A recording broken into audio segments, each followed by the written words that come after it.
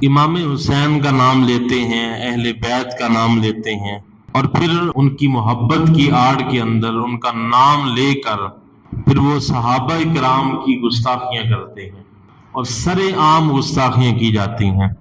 تو اس لیے عقیدہ صحابہ یہ کتنا ضروری ہے ہمارے لیے سمجھنا کہ صحابہ کرام کا مقام کیا ہے، اور ان کی زبانیں چیک کی جائیں اور ہم نے اندازہ لگانا ہے کہ یہ کیا ایمان والوں کی لسٹ کے اندر ان کا شمار ہے بھی کہ نہیں۔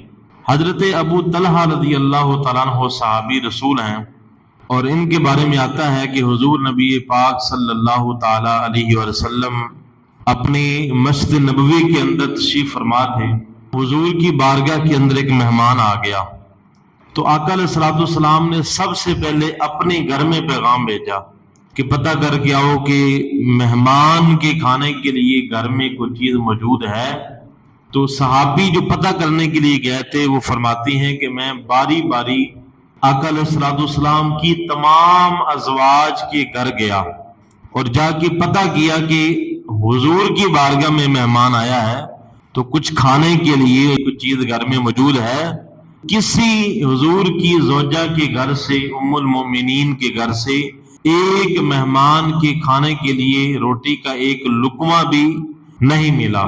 یہ نہیں کہ انہوں نے دیا نہیں، یعنی گھر کے اندر موجود ہی نہیں تھا، اور وہ اس انداز سے حضور نبی پاک صلی اللہ علیہ وسلم کے ساتھ صبر و شکر کے ساتھ زندگی گزار رہی تھی۔ تو جب واپس آئے تو حضور السلام کی بارگاہ میں عرض کی یا رسول اللہ کوئی چیز بھی موجود نہیں ہے۔ پھر اس وقت آقا علیہ الصلوۃ والسلام نے اعلان فرمایا کہ ہے کوئی جو اس مہمان کو اپنا مہمان بنا لے۔ تو حضرت ابو طلحہ رضی اللہ تعالیٰ عنہ کھڑے ہو گئے، عرض کرتے ہیں یا رسول اللہ صلی اللہ تعالی علیہ وسلم میں اس مہمان کو اپنا مہمان بنانا چاہتا ہوں۔ تو حضور صلی اللہ علیہ وسلم نے فرمایا کہ اس کو لے جائیں۔ روایت کے اندر آتا ہے کہ کھانا صرف اتنا تھا کہ یا بچے کھا سکتے تھے، یا والدین کھا سکتے تھے، یا آنے والا مہمان کھا سکتا تھا۔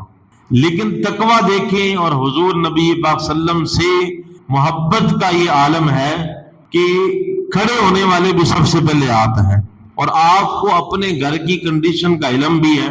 یہ نہیں سوچا کہ چلو میرے بچے کھا لیں گے، کوئی اور صحابی ان کو اپنے گھر میں مہمان بنا کے لے جائے گا۔ لیکن کس طرح ہو سکتا ہے کہ حضور اعلان فرمائیں اور صحابہ کرام پھر اس پر خاموشی کے ساتھ بیٹھے رہیں؟ تو فوراً یعنی قربانی دیتے ہوئے کھڑے ہو گئے۔ معاملہ سچویشن یہ ہے کہ اپنی بیگم سے جا کے سارا معاملہ ڈسکس کیا، انہیں کہہ دیا کہ آپ جانتی ہیں کہ یا بچے کھا سکتے ہیں، یا ہم کھا سکتے ہیں، یا مہمان کھا سکتا ہے۔